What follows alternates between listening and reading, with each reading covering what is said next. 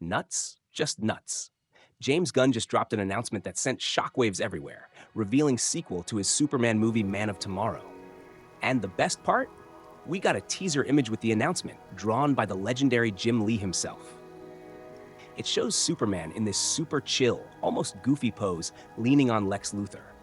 But here's the kicker. Lex is wearing his iconic green, kryptonite-powered anti-Superman suit. It instantly made everyone's head spin. Wait, are these two bitter enemies suddenly friends in this new movie? That's a wild change from the first film, where Luthor was this ruthless billionaire who got arrested for starting an international mess.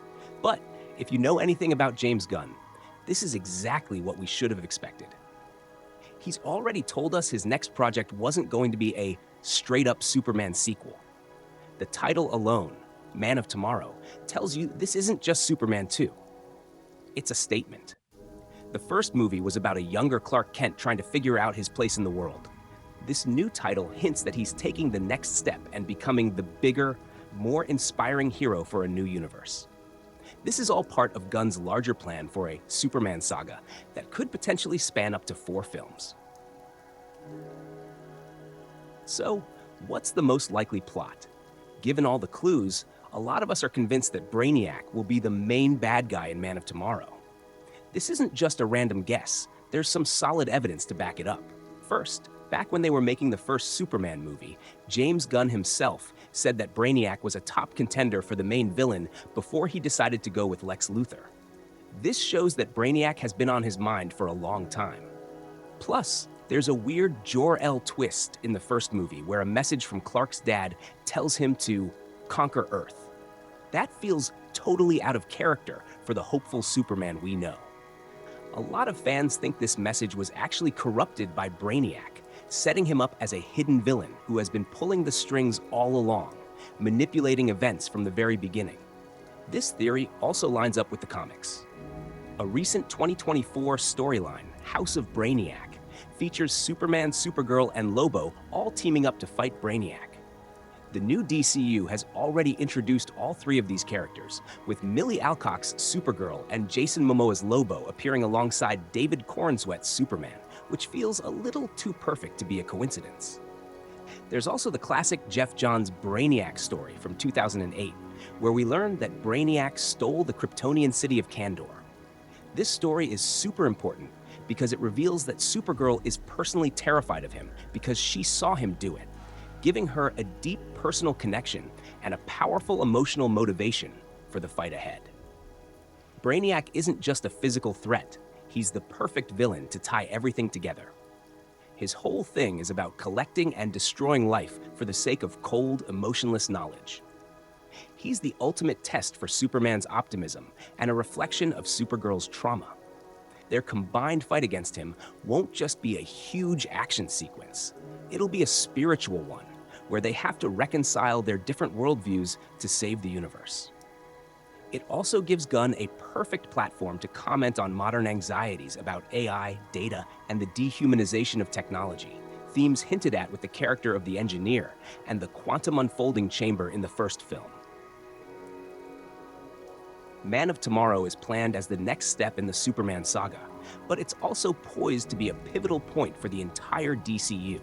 It will likely serve as a de facto Justice League origin story. The first film already introduced the Justice Gang, with members like Mr. Terrific, Green Lantern, and Hawkgirl, and it makes narrative sense for a cosmic-level threat like Brainiac to require a wider coalition of heroes. This would allow the film to act as the perfect launching pad for a full-fledged Justice League team. This broader scope also explains Gunn's comment that the film isn't a direct Superman sequel. He may be using this as a euphemism for a film that is a Superman story, but also a team-up film that expands the scope of the universe and solidifies the roles of the other heroes. The first film also introduced the Engineer, a member of the anti-hero team, The Authority. Given Gunn's expressed difficulty in moving forward with the Authority movie, it's possible that Man of Tomorrow could be where the seeds for that team are fully planted, perhaps with them joining Superman and Supergirl to fight Brainiac. This would allow Gunn to fulfill his plan of a long-term, intertwined story while still focusing on his central protagonist, Clark Kent. Man of Tomorrow is not just a sequel to a wildly successful film. It is the ideological and narrative culmination of everything James Gunn has built with the DCU's Gods and Monsters chapter.